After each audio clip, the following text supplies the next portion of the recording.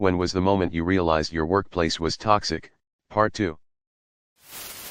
I was hired as a graphic designer for a printing company to work alongside my CD and one other designer. On my first day there, the other designer I was supposed to work with had no call/no-showed. The CD said, "This isn't like her at all and she's never been late. But we'll figure it out." Except she wasn't just late. She never came in that day. It's like she was working and just got up and left. Her personal belongings were still all over her desk, including a fresh box of snacks and photos of her family and BF. Since her computer was the only one working that day, I had to take over her desk. Since IT was also busy, they just let me use the missing designer's login info. I'm pretty sure there were some files still open from the previous day. After getting settled in and a brief tour of the rundown warehouse office, I hopped on Facebook and typed in the missing designer's name to see if I could find a way of contacting her since she wasn't responding to any calls or texts. Not only did I find her profile, but she had made a post a few hours earlier saying she was finally free. She was so glad she escaped that hell and it was the best day of her life. Even with the blatant red flag in my face, I stayed there for 6 more months and endured some of the craziest shit I've ever dealt with in a work environment.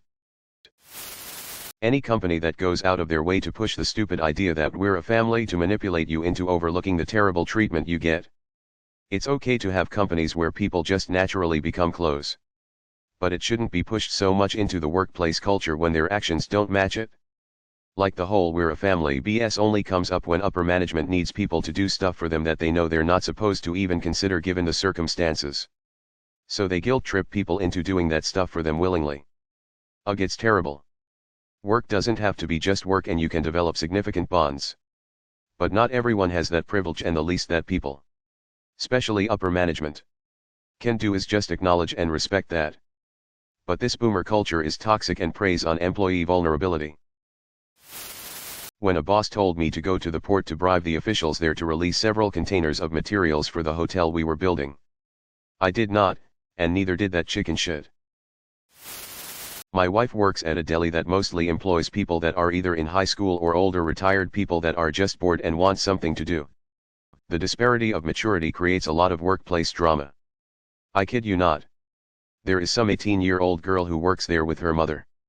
And if you cross this chick, she will tell her mom. My wife is also starting to get chewed out for things that her manager forgot to do, like ordering food.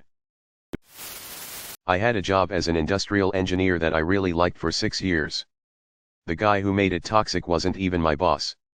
He was the operations manager of the building where I was domiciled. But I didn't report to him. When he started, my boss told him I was there to help him out with anything he needed. Well, a couple weeks into him working there, what he needed was for me to cover a Sunday shift that started at 6 a.m. The reason there was a need for a Sunday shift was because he attempted to handle almost twice the amount of volume that I told him was the max for a Saturday, and it went as poorly as expected. And called at midnight to let me know. When I didn't pick up because I was at my own engagement party, he went ahead and told his boss and my boss that I had agreed to come in at 6 the next morning. It was one of the dumbest things I ever did when I actually cancelled all the plans I had with my family members who were in town and showed up. If I hadn't, there would have been about 50 employees waiting in the parking lot because nobody else had the keys. And people would have been pissed at me. But oh well.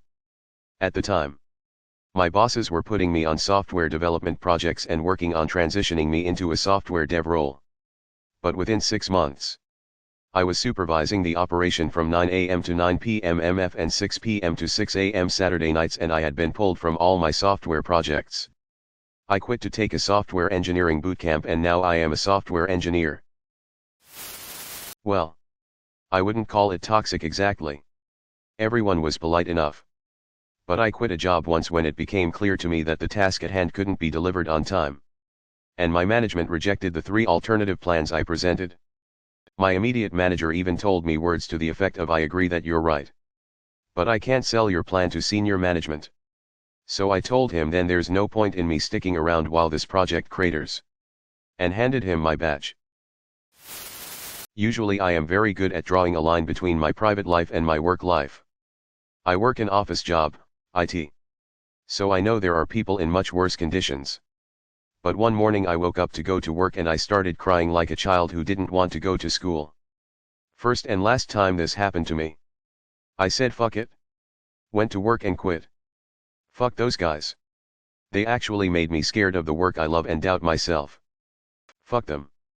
After I quit, I heard that 7 more people quit. So it wasn't just me who felt like that. When I was given a promotion without a raise, to a post that was not instead of but in addition to all my other tasks. And I already knew before I started it that there was zero chance I would be able to fulfill that new role at all because my manager would effectively block me at every turn. That role had already been held by a few other people for short periods time before they got fired. And I knew it was basically an ejecting seat. I guess I should have twigged sooner because of the overall turnover rate of employees.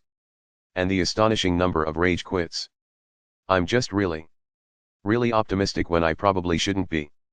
Hell. The employees warning me not to take the job the day of my first interview should have been a red flag. But I appear to be quite a dunce that way. When I found out you have to take exactly 30 minutes on your lunch break. Otherwise get written up. Greedy fuckers. I figured alright then. I'll take 29 minutes so I don't have to wait in line to clock in. But the system won't let you clock in unless 30 minutes pass. I clocked at 31 minutes and got a write-up. This company is so concerned with 60 seconds. Even though they aren't paying me for those 60 seconds, and the funny thing is I waste at least 2 hours a day because I don't have enough work to stay busy. Same rule applied to clocking in/out at the end/beginning of the day. When someone was called into the manager's office, then returned to box up their desk and leave. When I asked the manager if she was okay, I was told, "We don't talk about people after they leave. If someone quit or was fired, they were just never mentioned again." It was creepy AF. My realization came late. I got laid off from a job with good pay and benefits. But I was dealing with long hours, high stress, a department with low morale, and a hands-off manager who seemed to care more about the company than me. Even though the place was toxic, I was sad to leave. I'd been there for years. And the job was in a field I know a lot about. A few days after the layoff, I attended an event not far from the building I worked in. When I saw the building, the first thought that popped into my head was, I'm glad I don't have to go back there tomorrow. Something somewhere, deep in my brain or my soul, had just told me that the job I'd just been fired from wasn't for me. One of my job's metrics for how our performance is graded by is on-time departure. We get so many points if we're within -10, -5, 0.5 or 10 minutes from scheduled. People try to cheat by tampering with the clocks, and that's a punishable offense. I was good at leaving early or on time most of the times. Got a call one day to warn me that I was under investigation because he had the most points in the company. They assumed that I was cheating. That's when I knew I had to go. I wasn't going to start being late to avoid repercussions. Someone in my department found a job posting on Craigslist for a photographer that we already had. We all immediately realized that the company was going to try and fire our current photographer. But not until they had secretly hired his replacement. Despicable. Anyway, the head of the department forced the HR lady to pull us all in a room and tell us a big stinking lie. The HR lady could barely keep the tears out of her eyes as she was forced to compromise her morals. Everyone in that room knew it was a big lie. And that the head of the department was behind both of those awful decisions.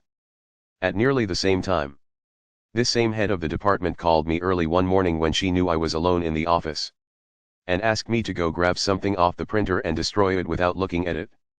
Turns out she had accidentally selected a work printer to print a chewing out email from one of her family members, instead of the one at home. Well, I tried to not look at it, but I had to look enough to identify that it was hers and not someone else's. I saw enough to know that she was hated by her family.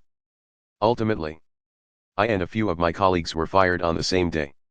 Because the same head of the department had been secretly reading all of our emails. And we had been using email as a way of dealing with the stress of working for this horrible woman.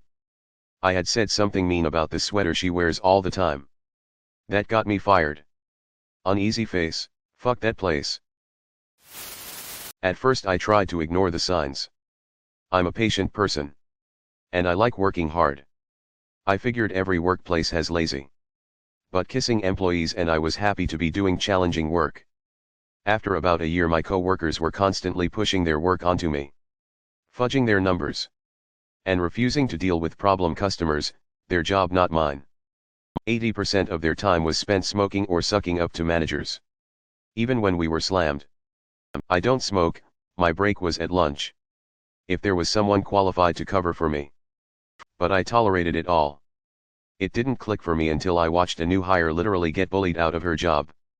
She was a bit slow to pick up on things, but she was very sweet. Worked hard.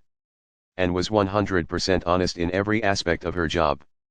For some reason, another employee, who was close with the manager, decided she hated this girl and wanted to get rid of her, so she constantly berated the new girl and did everything in her power to make her look bad and feel uncomfortable. She was verbally corrected if she made small mistakes. Chatted with others. Ate anything outside of her lunch break. Etc. Regular things everyone did without getting in trouble, and anyone who tried to befriend her was also scolded. They tried this with me one day when I brought her some snacks during my break and sat with her because she was hungry and pregnant, and I told them to F right off. After a while, even she could feel they were just itching for an excuse to let her go. She was ultimately quietly fired at the end of a workday after the others left. This exact scenario happened to another sweet newbie as well. And honestly, I think they targeted her because she was pretty. Those girls deserved better. Fortunately for me, I didn't have to walk on eggshells around them because that place would have burned to the ground if I left without giving notice. But it was definitely toxic, and I think it left me a more bitter person than when I started. Thanks for watching.